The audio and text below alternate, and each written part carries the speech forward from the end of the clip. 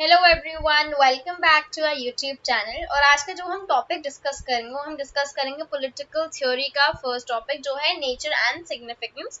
और मैंने इस वीडियो को टू पार्ट्स में डिवाइड करा है। जो पहला पार्ट है उसमें हम सिर्फ नेचर की बात करेंगे और दूसरी वीडियो में हम सिग्निफिकेंस की बात करेंगे और कैसे पॉलिटिकल थ्योरी डिक्लाइन हुआ था। Before that, as we all know that this offer is for limited period of time, that we are giving discount for 10% discount by applying this code, that is SIMPLYYT. So if you really want to subscribe for this course, then you should not waste your time and subscribe now, because as we know the price will increase after that. As we all know that Unacademy Aspire is basically providing all India free mock test series for the civil servant aspirants under UPSC CSC Prince 2020 of paper 1 JS, and this will be conducted on 10th and 25th of every month. And along with that, we're also providing you with the exciting prizes and scholarship to all the top 50 rank holders. And this will start on 10 October from 10 a.m. sharp. So please enroll for this. As we all know that we have three batch courses that are running side by side, and they are starting from 5th October 2020. The first batch is in bilingual, in which the medium of instruction is in Hindi, English both. The second is in Hindi completely, and the third is in English. So in whichever language you are comfortable in, you can enroll for that batch course. As we all know, this one subscription has a lot of benefits. Like, first, that we can learn from a home, we have unlimited access to all the courses, we have top educators, we have full syllabus coverage, double doubt clearing sessions, live test series, and study material will be provided in form of PDF format. Then we have proper answer writing session for every student, and that will be done under our mentor and guidance. And this is also like a one-stop solution for every UPSC CSC preparation.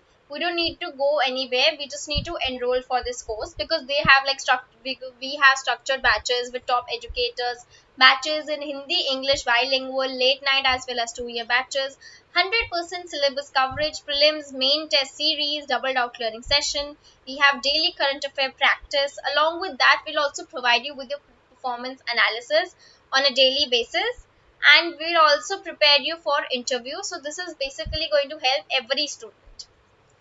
So if you subscribe now, you will get 10% off. You just need to apply the simple code.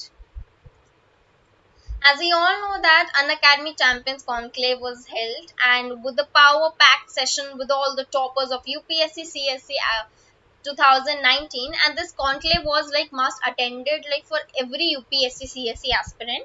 And the succeed in this country's most coveted exam with the free to attend conclave, and was dedicated a day to learn about the preparation journey of 2019 toppers, and the various tips and tricks that the ones who actually used and who actually tried to who cracked this exam. So this would indirectly help a lot of students. And there were 14 toppers, 10 educators, and we had 14 talks and discussion. As we all know that we'll provide you with the daily current affair test series that's completely free, which will give you on 7:30 p.m. 20 questions for 20 minutes, and it will be for 40 marks along with the test analysis. So if you really like our video, then please like and subscribe, and do share this video among your friends also. You can click to join on YouTube, Telegram, and Facebook. So let's start. So basically, for understanding what is political theory, we need to first understand what do you mean by political. So political basically means like a organization that has been designed to regulate the whole community, because it has the character of a polity. Now, as we all know that human beings live in a proper society, and the society basically includes a lot of institutions like family, school, religion, organization, polity, and etc. So as we know that every institution has certain purpose that are basically used for for a motive, and it involves a proper organization and the use of authority by the people itself. And the authority tries to denote its relationship with the command and obedience, where the command is generally basically regarded to be reasonable, and there are like some of the mild protest also, like if any are there, that would basically that will basically reflect that the people are upset with the authority. So as we know that the polity is a very important part of like every human being, and we can't escape with that, and it actually denotes with the organizations where we have a particular rule that are taken, that are made and taken by a whole community itself. So the authority is actually used by and exercised by every member of the community. Now over here the term political basically refers to public, and as we all know that we have actually tried to distinguish the public from private, that is applicable only to a limited number of persons. Even the Sheldon S. Wallen, in his Politics and Vision in 1916, has actually tried to sum up the characteristics of the political, and they are some of the follows, like he has mentioned that of all the authoritative institution in our society, the political arrangement has been singled out as uniquely concerned. That has been like common to the whole society, and they try to perform like certain function like national defense, internal security, order, trying to dispensing the justice, economic regulation, and that have like declared the basically all the primary responsibility of the political institution, and these are actually done to serve the interest of the people, and they try to function which are actually beneficial for the every member of the community. Now the term polity and the state basically enjoys a very unique position in every social institution. So it is very important that the Aristotle, as we all know, is an ancient philosopher. He describes a man by a nature of political animal. So why does he use this term political animal? He actually used this term political animals because as we all know that we're living in a state that was like so natural for a person, but that he would live outside the state and he would not survive. So basically who did not need a state was either a beast or an angel. So basically he tries to stay he actually said that some man is like born, the man is the political or the politics is a very natural to every human being, and we can only survive if we are a political animal. So the terms like polity, politics, political are all derived from the Greek word, from word polis, which actually denotes a Greek city states. Now the Greek city states, as we know, consist of very small community which were separated from each other by geographical barriers like forests, mountains, seas, and each city state has evolved its own social life and culture, where all the social institutions and activities were knit together completely. Now as we know, these institutions and activities were basically aimed at securing the good life for every community that was actually regarded a part of politics. But however, if we see in today's present day society, the scope of politics is not just regarded as to be very comprehensive, but today we see a very distinction. Today we actually draw a distinction between private and public spheres of human being, and we confine the usage of term politics to basically institutions and activities that fall under the public sphere. Now we can also see the cabinet, the decisions are basically made by the cabinet, parliament, election campaigns, and other like activities that are done by various political parties, and that are actually trying to seek some change in law and the public policy, which actually belongs to politics. But the object of our faith and worship, like the content of our education, art, and culture, do not basically properly belong to the sphere of politics until some regulation is basically required to maintain the public law, public order, and safety. Now what is the scope of political theory? Now as we all know that the term theory like stands for a systematic knowledge, as we all know. So therefore the term together, that is like political theory, denotes about the systematic knowledge of political phenomena. So we actually talk about political theory is like concerned with three types of statements. The first is empirical statement, which is actually based on our observation and how do we observe things, that is basically done through the sense or experience alone. The second is logical statement, which is basically based on your reasoning skills, that is like 2 plus 2 is equal to 4.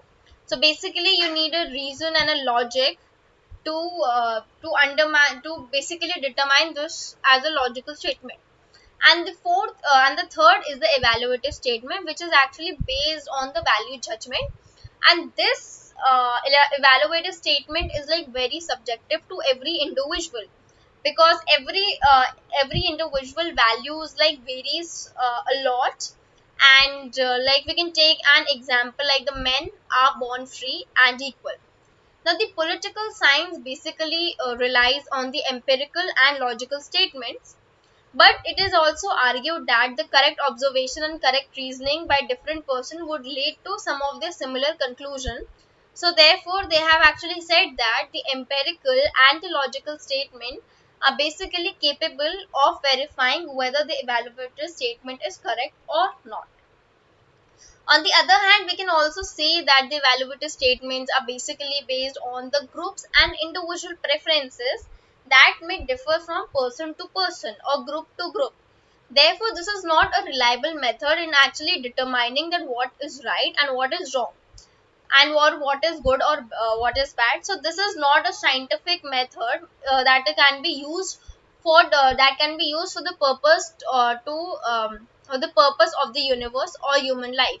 But we can also see that all the exponents of logical positivism basically try to argue that the evaluative statement have no empirical content or the logical structure, because their expressions and significance of political theory is very subjective reflection or the emotional preferences.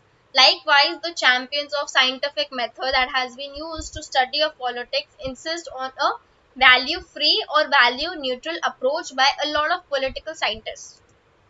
Now, the political theory, as we know, is not just confined to the scientific knowledge, but it is actually in between the scientific knowledge and the subjective values. There's a fine line that it overlaps, and that is political science.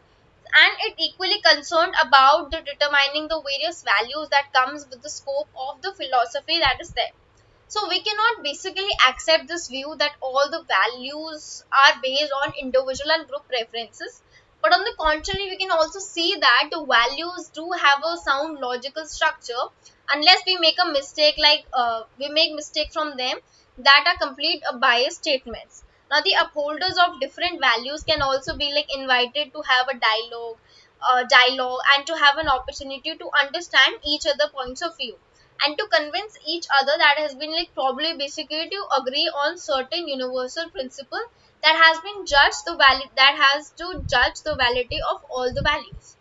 Now basically the determination of values is the basis of the sound public policy or decision. If we abdicate this responsibility, it may fall in responsible hands with the disastrous consequences we can also see. So therefore, political theory like must be comprehended both like a political science and a political philosophy itself. Now let's talk about the logical positivism. So as we all know, this concept and this was founded by a German sociologist, that is Max Weber, from 1864 to 1920, and all the members of Vienna circle that were there with him. And in the early decades of the 20th century, this was found. Now, what does a logical positivism basically means? As we all know that it contains a reliable, valid knowledge in any field of inquiry that can be like obtained through empirical method, that we can use the observation on the sense experience. Now the question that are concerning to the values about the beyond the scope of scientific knowledge are hence not possible to obtain a reliable knowledge about them. So basically, dwelling on the nature of political theory, we have George Catlin here that he wrote in Political Quarterly in March 1954. He actually observed that the theory of politics itself is divided into political science and political philosophy.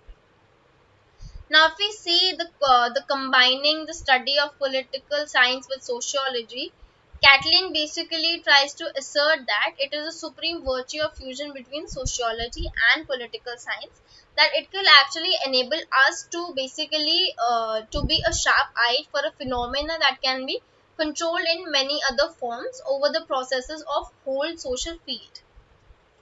And Catlin also proceeds basically to identify the nature of political theory by pointing out the two important components of political theory, that is the political science and the political philosophy. Now, as he's actually suggested that the political science deals with a lot of facts of political life, that what is the real situation and which governs laws and our behavior. Whereas political philosophy is basically concerned with all the values and what is good for every human being. Now, another scholar like Andrew Hacker also dwells with the two major components of political theory, and he introduced some of the new factors into this issue. Hacker basically writes that every political scientist plays a double role, because he is a part scientist and a part philosopher. So no, as we all know that no theorist can also make a lasting contribution to all the human knowledge unless he works in the realms of both science and philosophy. So I was talking about the same thing, that we need to create a balance between the science and philosophy, and then only we can understand political theory. Now, the scientific parts of the theory, as we know, can be only achieved for coherence and significance if the writer has preconceived ideas and goals for the political life. Now, commenting on the role of political science, Hacker also says that the theorist who has actually pursued is political science is basically interested in describing and explaining all the realities of what are the of political behavior, and he attempts to draw the generalized proposition about the actual reasons between the state citizens and about the role of power in the society. Now, the role of political philosophy, he also comments that the theorist whose interest is in writing of political philosophy, and on the other hand, is basically concerned with prescribing the goals in which the citizen, state, and our society needs to pursue. So, his basic aim is basically to generalize the right conduct of political life and about the legitimate use of the power. Now, all the adequate knowledge of political science is basically necessary for the sound political philosophy. And Hacker also points out that the philosophical parts of a theory must be informed by a profound understanding of the various facts of political life. And the best philosopher has always been well aware of all the existing realities in our society, and they try to give an intense and systematic study to all the needs and capabilities that are there for man and society. Now, let's talk about the nature of political science. So, political science takes some steps. There are the four steps that are required to understand the nature of political science. First is the observation. As we all know, the observation relies on our experience, and it rules out the supernatural, metaphysical caution, and it is actually beyond our sense experience. Now, the second is generalization, which is completely based on the observation of the regularities that are leading to establishment of relation and the correlation between the various factors and variables. So this may either be obtained by two, we have particular two method, that is inductive and deductive method in this. Now, the inductive method is basically from particular to general. Basically we take a particular factor and then we draw a general theory regarding that particular factor, and we arrive for a conclusion for the general rule for everyone, that this pattern is basically similar in every individual. And the deductivist method is basically from general to particular. So basically, if we take a general statement and then we come on to a particular individual or a particular thing, that is we make observation in the particular cases. So this generalization must be expressed in form of general rule, that is in quantitative terms, which is capable of verifying through the process of experimentation. And the third thing over here is like explanation. So basically it consists of like giving reasons to a general rule, that why this happened, how this happened, and what are the various factors. Without such reasoning, any observation or correlation like may be a mere coincidence. So explanation alone will make a particular events and situation and tendency a more meaningful. And then after that we try to predict and prescription, we try to predict and we prescribe this. So and basically after knowing all the facts and the general rules, we actually come with the possible outcome that could be known, and the measure that could be like achieve some of the objective for the high efficacy, stability, satisfaction, and all the etc could be suggested. So as we know that the political science is basically between the empirical and theory. So this is basically the evolution of behavioralism, this diagram. So as we all know, the behavioral approach was basically emerged to study the politics that insist on studying the actual behavior of the various individuals in a particular political situation, rather than describing all the salient features of the political institution and the legal position. And then this behavioral approach gave formal political institution would dissolve into system processes that focus on the various actual behavior of the political actors, which were alone capable of scientific study.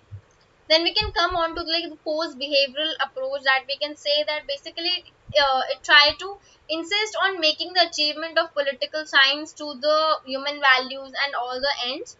And therefore we can say the revival of the concern with values without compromising the scientific method that can be used for the study of various facts. We can also say that the post behavioralism calls it the application of political science to overcoming the prevailing crises in the various spheres of human life. Now let's talk about the nature of political philosophy. So as we know this, sometimes political science deals with the real, while the political philosophy is concerned with the ideal. So according to this viewpoint, political science inquires into what men and women actually do in the political situation, while we can see the political philosophy tries to understand or determine what they ought to do in keeping with the ultimate good and purpose of human life. But in this view, it does not define the scope of political philosophy adequately, and the political philosophy can maybe recognized as a very critical function. Even D.D. Raphael in the Problems of Political Philosophy in 1976 has like observed that it is true that some of the classical like political philosopher has actually set out the various ideal forms of society that has been not been like the central concern. Like even Plato, for the purpose of depicting an ideal society, he criticized the existing society in order to promote a general social concept such as the concept of justice. So, according to him, the fundamental purpose of the traditional philosophy has been a very critical evaluation of all the beliefs, and the philosophy it differs from the science. As we know, the science just seeks to explain, whereas philosophy gives us a proper justification of everything.